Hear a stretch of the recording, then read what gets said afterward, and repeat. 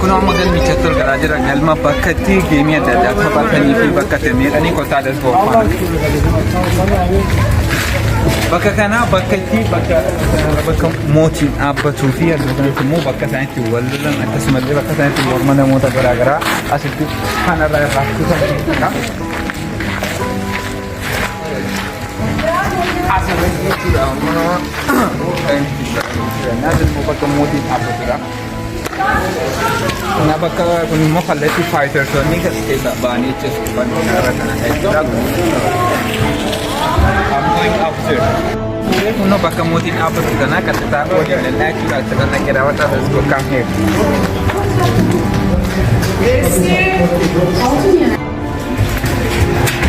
Come, kota nama. Video kan akka kanatti siin agarsiise YouTube kana subscribe godhan taanaan waliin dhiisu YouTube kana subscribe godha.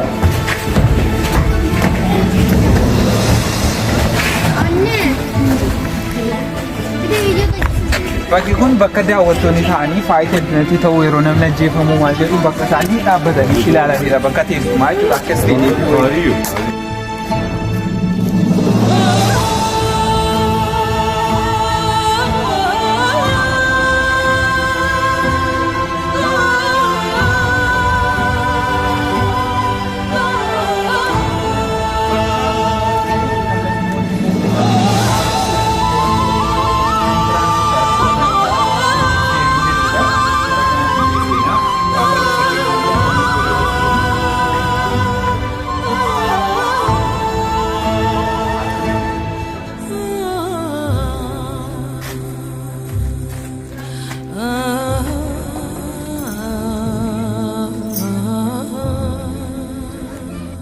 Amma immoo gara magaalaa Soguut yookaan Soguut katamaa seenaa jirra. Let's go. Baay'ee bakki kun baay'ee bareeda baay'ee namatti tola garuu isin amma kanaan isin agarsiise YouTube ko subscribe godhin jirtu.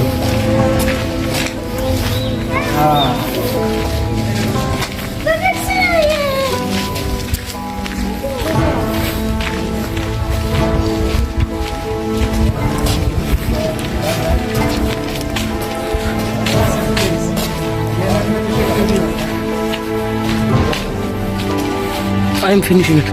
So akkuma isin argaa jirtan bakki kun bakka gabaa garaa garaati wantoonni garaa garaa asitti wantoonni yeroo sana gabaa sana keessatti gurguramaa turan waan akkas qalamiidha jechuudha bifa qalamii irraa kan hojjetanii fi dhugaa kan hin taane fakkeeffamee wanti hojjetame jechuudha. Na asitti gaafa ilaaltanii kallattii foonis macamii fakkaata garuu foon mukarraa qalamiin dibame kan hojjetamedha. Kana taasisnee manni nuti seenaa jirru immoo bakka fardi Usmaan dhaabbatu jechuudha. Bakka fardi Usmaan dhaabbatu bakki kun bakka fardidhaan dhaabbachaa turedha jechuudha. Iddoo kana farda Usmaan dhaabbata ture akkasuma kanatti beekan jiru addana gaafa deemtan bakka keessummoonni isaa isa bira dhufan taa'anii nyaata nyaatanii fi itti keessummeeffamanidha jechuudha. Ruumiin kun ruumii keessummoota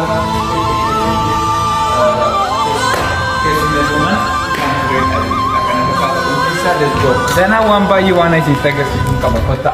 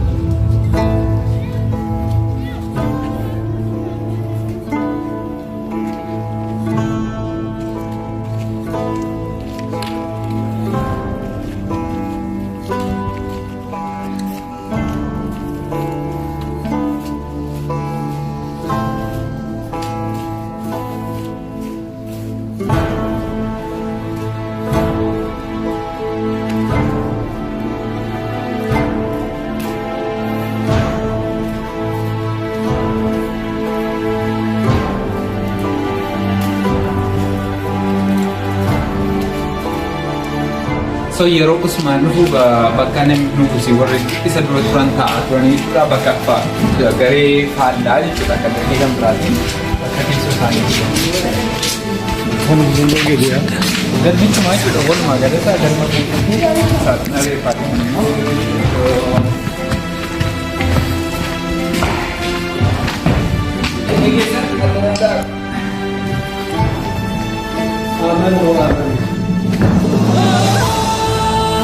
So bakki kun immoo bakka ciisichaa ture gaafa gara ciisichaa kana seentan kiristaanummaa kan mul'isu fakkiiwwan hedduu garaagaraatu jira fakkeenyaaf fakkii akka kanaafaa kan suuraa akka suuraa Yesuusitti fakkeeffamu kanattis dabalatee hojjetamu gara kanatti macaafa qulqulluu baay'eedha fakkii masqalii kan ofirraa qabu macaafota qulqulluu fi sa'amoonni hafuuraa wajjin kan wal qabatanii waan hedduu isaa as keessatti agarta asumaan gaafa baatu immoo bi'uu bakka itti loltootatti jechuudha.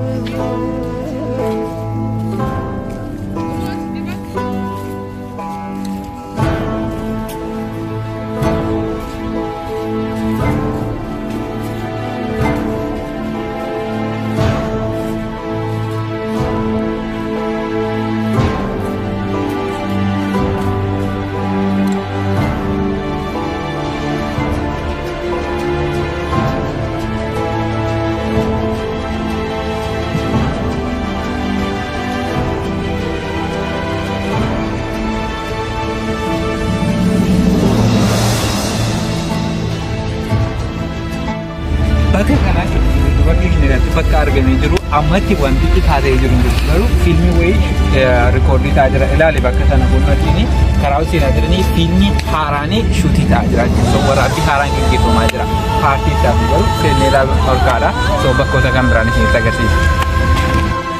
Bakki kunis kan Osmaanidha keessa galaa jirra baay'ee isinii ibsuudhaaf viidiyoon kun itti hojjetamaa jiru baay'ee ibsuudhaaf na rakkisaa waan jiruufi bakkittuma deemee isinitti agarsiisa hordofaati ani isinitti agarsiisuun dadhabu isin immoo fiilmii sana keessatti wanta ilaaltan irratti hundoftanii bakkiiwwan kana naannoo tajaajila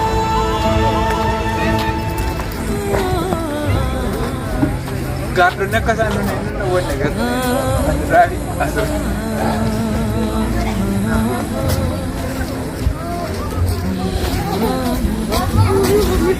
Сейчас صور كده. هذا صور.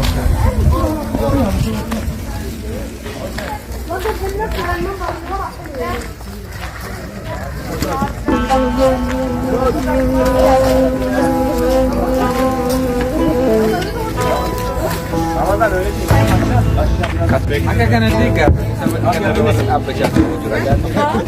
Beektu miti waan akka nama fakkaatu. Kokkeessan akka kanatti waan fakkaatu. Let's go.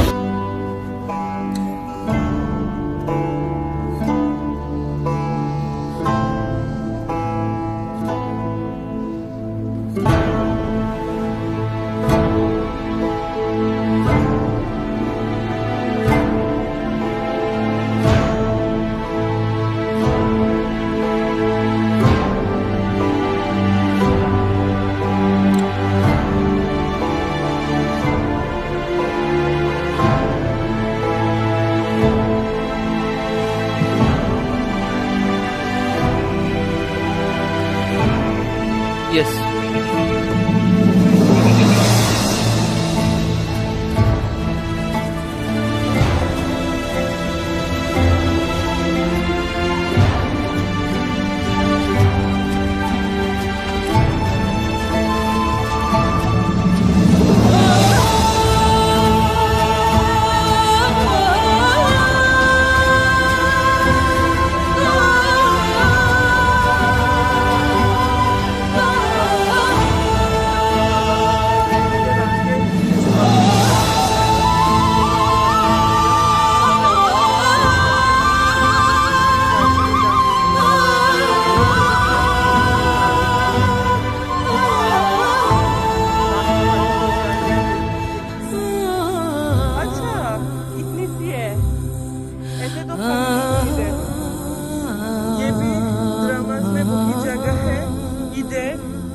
लोग खाद बना रही थी।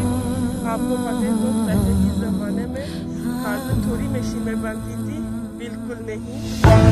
ये इधर लोग बैठ के हाथ से खाद बना रही हैं। ये तो दूसरी जगह है। ये बिल्कुल उन्होंने कैसे ही बना लिया मुझे नहीं पता, लेकिन उन्होंने इतनी रियल बना दिया है ना ये सब जगह। जैसे लगता है भगवान की इस साइड में So galma keessa jirra amma galma siinne jirra balaa haatuun yookaan immoo haadhi manaa Usmaan Bey dhufaa jirti ishee ilaaluudhaaf galma keessa seenirra amma dhufaa jirti kun bakka isheen teessee interviiyuu taatu kun achi jira so ishee eegaa jirra.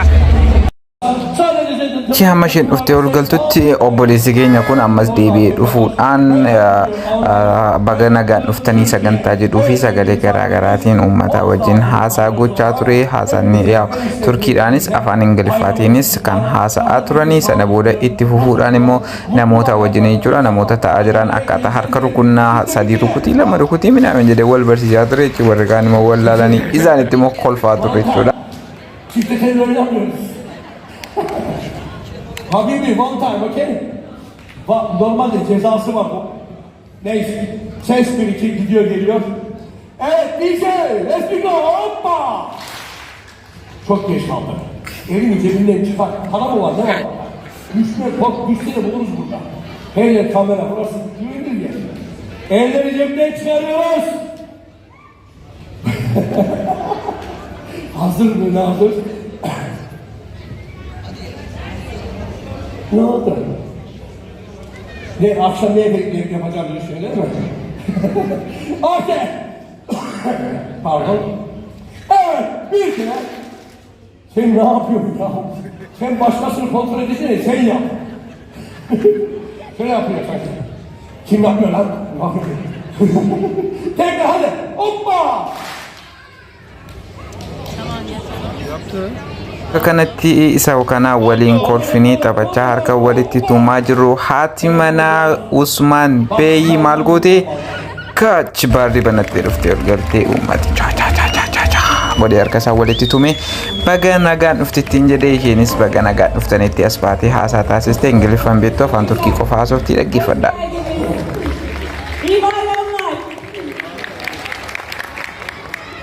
Valla böyle bir hava şartlarına rağmen geldiniz ya, ne diyeyim, hoş geldiniz.